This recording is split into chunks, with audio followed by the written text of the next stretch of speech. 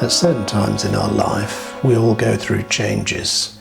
But sometimes these changes can be difficult, they can be unsettling and disturbing, and it can make us quite anxious. Several people lately have mentioned to me that they're going through difficult changes, and it's they don't really know what the destination is, they don't know what the next thing is, but they know that the thing they're doing now is coming to an end, and they feel they're in a time of transition, but they don't really know what the next thing is, and it can be quite anxiety inducing. Inevitably in life, changes come, different seasons come and go. I mean, we can see that in the natural seasons of winter, spring, summer and autumn. And there are moments in everyone's life when changes happen. Sometimes it's beyond our control, change just happens. And other times we're the one that wants to change, but we're not quite sure what the new thing is going to look like. I grew up down a little dirt track in Manchester, and although our house was quite big, all my friends' houses were little 2 up, 2 downs, back to back,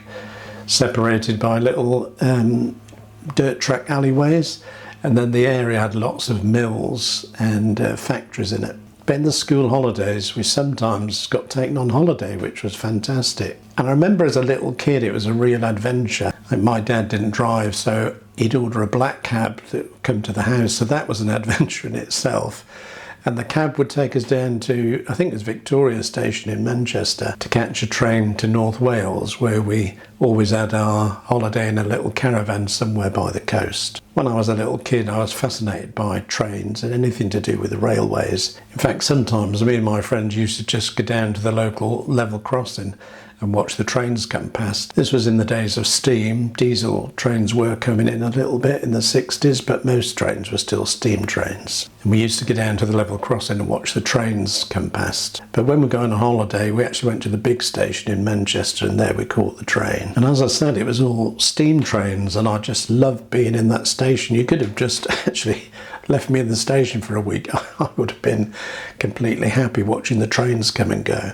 And it was very atmospheric. It was all the steam and the muffled announcements and the red and white signal above the black and yellow signal, and just the trains coming and going, and the lines and the wheels and everything just absolutely fascinated me. To be honest, my memory of being on the station back in those days in the 1960s, it's like a scene from Brief Encounter, all the steam and the announcements and everything. And I still have very fond memories of that sort of atmospheric time on the station waiting for the train. And I'm sure it was to do with the fact there's a lot of steam and ancient technology, but good memories. And so we get on the train, find a seat, and then we set off on the journey to North Wales. And soon the excitement would calm down to contentment. But one thing I remember is once you got going on the train, there was a very natural rhythm, the sound a train made on the wheels on the track. Because back then the tracks had gaps in every regular intervals. And so you got that da-da-da-da, da-da-da-da, da-da-da-da, da-da-da-da. And of course that rhythm, once you got going, it was almost like a meditation. I also remember watching the kind of telephone wires outside the window rise and fall as you sort of came to each telegraph pole. And all that was smooth. You felt you're on a track, you're going somewhere, you're going on holiday. You knew where you were going, everything was fantastic. But the other thing I remember is when we came out of the big station in Manchester, there were lots and lots of tracks. And when we first came out of the station, we weren't on the right track. We had to change tracks to get on the track to Wales. And going over those points, there wasn't the natural rhythm of da-da-da-da, da-da-da-da. There wasn't that. It was sort of do-do, bang, bang, bang. And the train was banging about, and you felt like the train might come off the rails. And it was quite disturbing. You didn't really want to be going across the points for too long, because it was jarring, the noise it made.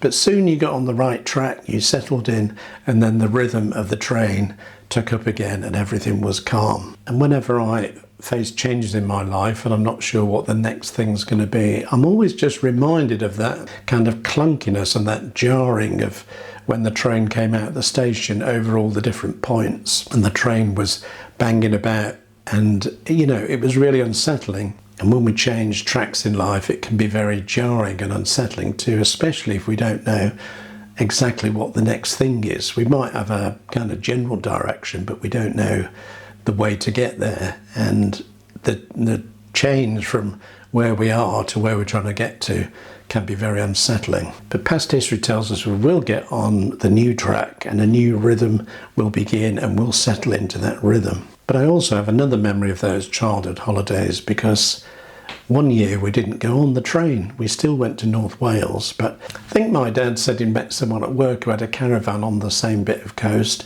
and so he booked the caravan with this guy. But instead of going by train that year, the owner of the caravan said he would drive us, the whole family, he would drive us from where we lived in Manchester to his caravan in North Wales. And I remember that year well, because the black cab didn't come to take us to the station because we weren't going to the station. But the owner came and he had a pearl white Ford Zephyr. They were quite big cars, and I remember, well, being allowed to sit in the front. It was one of those bench seats, red leather bench seats.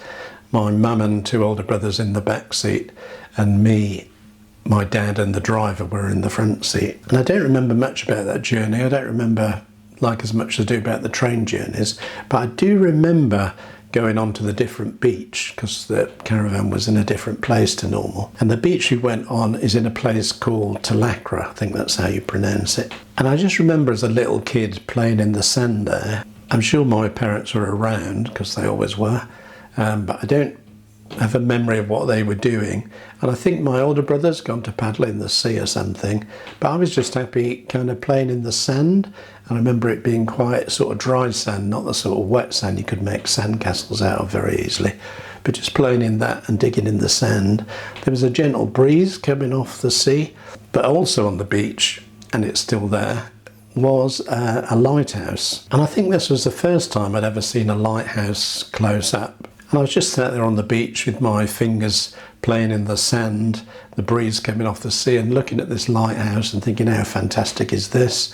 And I remember thinking about, does someone live in the lighthouse? I'd heard of lighthouse keepers, and I wondered if there was a guy that actually lived on the beach, and I couldn't imagine what that would be like, that your house was on the beach and it was this kind of tall lighthouse thing.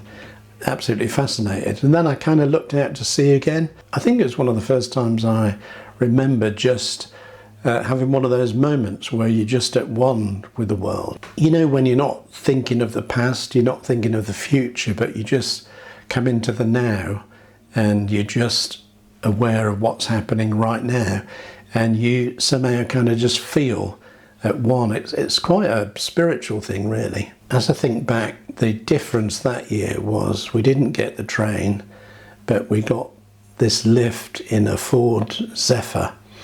And the word zephyr is a great word. It just means something gentle or something thin or a gentle breeze. Those are the kind of meanings for the word zephyr. As I look back over my life, some of the best decisions I've made where I've changed tracks have been those moments where I've kind of listened to that inner voice, or some people would say it's God's voice, but that kind of gentle whisper that comes to us. Obviously some changes beyond our control. So like I remember primary school ending and being in the final assembly and feeling that that was not a great thing, because we were like the top class, so we kind of knew how everything worked. There was a great security in that.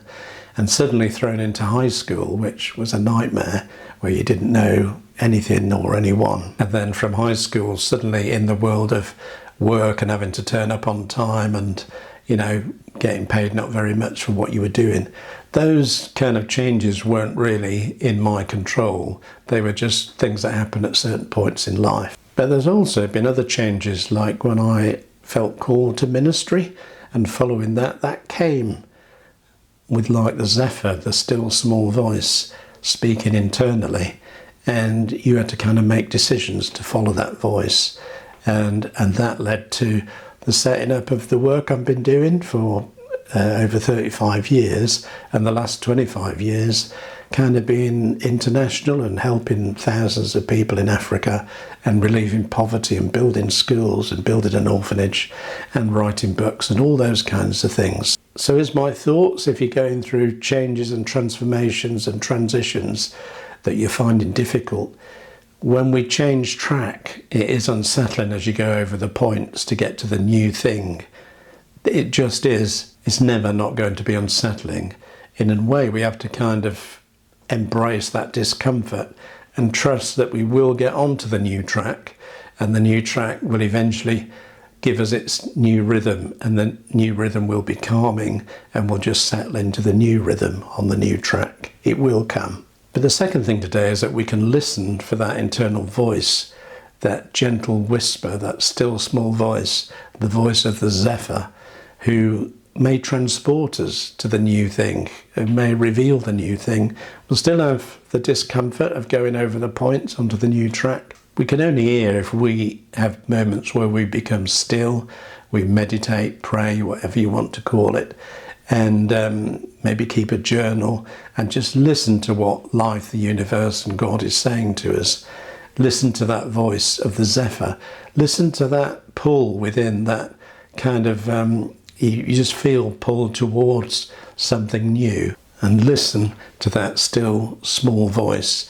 It comes like the wind. You don't know where it's coming from, you don't know where it's going next, but if you tune into the voice of the zephyr, tune in to the voice of the spirit, and tune into the voice of your soul, we can get guidance that will lead us into the new thing. So which track are you on? And are you happy on this track? Are you trying to get off this track onto another track? Or are you coming off the track altogether and taking the zephyr to where you're going, where perhaps there aren't any tracks and you've got to make the way by travelling that road? Hope those thoughts are helpful today. If you're going through any of those sorts of changes, do become part of the community. It's all free. You can join the email list, and there's a link in the description below. There's no spam or anything. It's every 2 or 3 months you might get an email with some thoughts and links to things that you'll find helpful in your life. An even simpler way to help this channel is to give us a thumbs up on YouTube, and if possible, subscribe for free. There's no charge.